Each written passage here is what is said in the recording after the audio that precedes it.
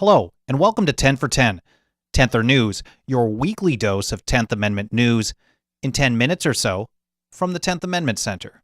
Today is February 11th, 2013. My name is Michael Bolden, and thank you for tuning in. This week's episode is made possible in part by the 10th Amendment Center membership program. Proudly wear the 10ther label with pride and become a card-carrying member of us here at the 10th Amendment Center. Get all the details online at members.10thamendmentcenter.com. And now the news. Resistance to NDAA indefinite detention powers, what we refer to as government-sanctioned kidnapping, continues to move forward in states around the country. 16 states now have already introduced legislation for 2013 to nullify this unconstitutional federal power grab, and a number of the bills around the country are starting to move forward. In Indiana this week, Senate Bill 400 will be heard in the Corrections and Criminal Law Committee this Tuesday at 10 a.m. Committee Chair Senator Michael Young has allowed the bill to come forward for a hearing, and activists around the state have been calling all the committee members, urging them to support the bill, SB 400. On Wednesday in Colorado, HB 13-1045, introduced by State Representative Jared Wright, will be heard in committee as well. The bill is in the State, Veterans, and Military Affairs Committee. Inside sources tell us to expect a tough battle in Colorado, but with strong grassroots support, a number of committee members have indicated behind the scenes that they'll vote yes to allow the bill to move forward for a full House vote in the Colorado State House. In South Carolina, State Senator Tom Davis has introduced S-92, that's the NDAA Nullification Act. It has been assigned to the State Senate Judiciary Committee. A recent subcommittee vote was to hold the bill over. In practice, it acts similarly to a no vote because the bill goes nowhere. But holding the bill over means it's still alive. And in South Carolina, that means another hearing will need to be scheduled for the bill to advance. Grassroots activists around the state are encouraged to call members of the Senate Judiciary Committee and strongly but politely pressure those senators to consider S-92 and to vote yes, allowing the full state Senate to debate and vote on the bill. And in Washington state, a broad coalition is building from across the political spectrum in support of bills in the state, House, and Senate that would nullify NDAA kidnapping powers and provide for criminal charges for anyone trying to carry them out. Democratic State Senator Bob Hasagawa introduced Senate Bill 5511, that's SB 5511, and Republican State Representative Jason Overstreet introduced House Bill 1581, that's HB 1581, in Washington state. To track the status of these bills and similar legislation around the country, visit tracking.10thamendmentcenter.com/NDAA. Again, that's tracking.10thamendmentcenter.com/NDAA. There you'll see which states have bills introduced to reject indefinite detention, kidnapping powers. If one is introduced in your state, you can click through and get details on where the bill currently is. From there, it's strongly recommended that you get on the phone to let your state representatives and state senators know that you want them to support this legislation. If a bill hasn't been introduced in your state, you'll also find model legislation that you can provide to your legislators, ready for introduction right now. Again, that website link is tracking.10thamendmentcenter.com/NDAA. In our next story, protecting the Second Amendment locally. In North Carolina, Pitt County is now the second local government to have passed a resolution in support of the right to keep and bear arms.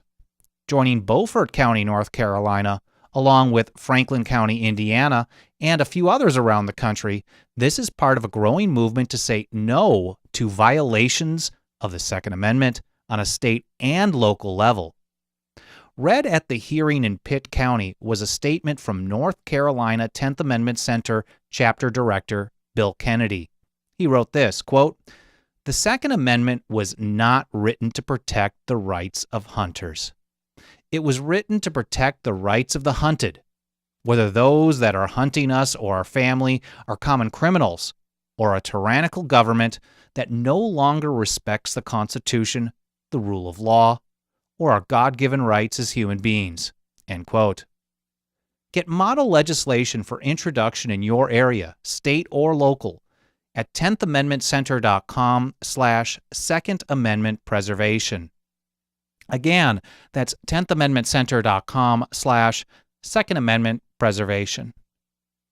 In our next story on Obamacare, Joe Wolverton reports in the New American magazine that a number of Republican governors started to wear their flip-flops pretty quickly after claiming they were going to reject the creation of insurance exchanges in their states.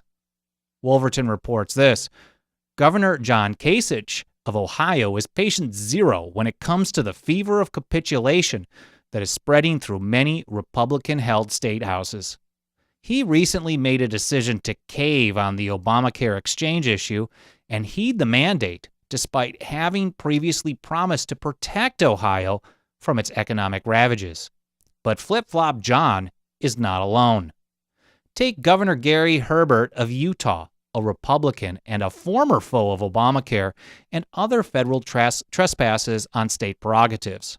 Herbert's change of heart seems to have happened after a meeting in Washington, D.C. For about an hour, he met with Health and Human Services Secretary Kathleen Sebelius. According to a report by the Deseret News of the Confab, Sebelius laid out chapter and verse of what Utah needed to do to comply with the federal government's Obamacare orders. In announcing his decision to follow the federal command, the governor told reporters this: "We're united on this effort. We believe this is the way the state of Utah should go forward." End quote. Joining John and Gary in their reversal is the Republican governor of Arizona, Jan Brewer. She was once on the front line, one of the lead frontline soldiers in the fight against Obamacare, at least by her rhetoric.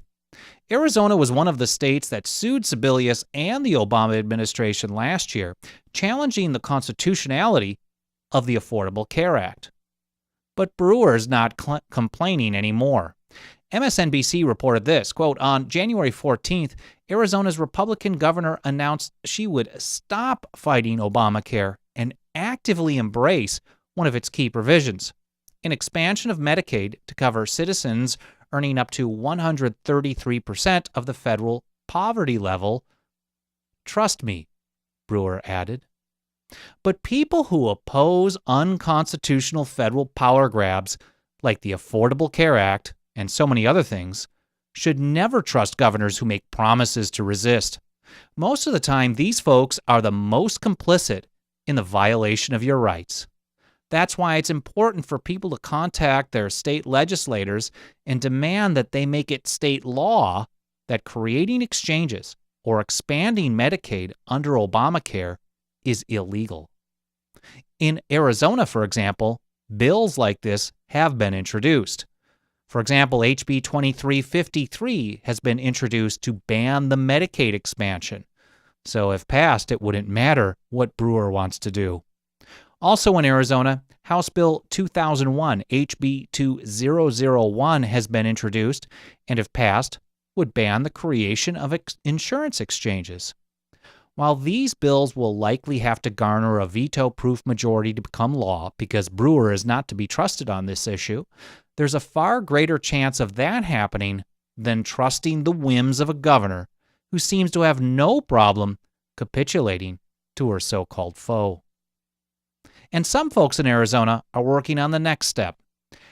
HCR 2014 has been introduced by Representative Carl Seal. It's a proposal for a state constitutional amendment that would ban, by constitutional amendment, the creation of an exchange. If this proposal passed the state House and state Senate, it won't even go to Jan Brewer's desk. Instead, the finger waiver will get bypassed and the proposal will go to a vote of the people, and Jan won't be able to do a single thing about it. Track the status of these and similar bills around the country at tracking.10thamendmentcenter.com/Obamacare. Again, that's tracking.10thamendmentcenter.com/Obamacare. And that covers our report here today on 10 for 10, 10th News. Get 10 minutes or so of 10th Amendment news every single week from the 10th Amendment Center. Watch 10th News live every week on youtube.com/10th Amendment Center. View archive shows at news.10thamendmentcenter.com. My name is Michael Bolden. Thanks again for tuning in.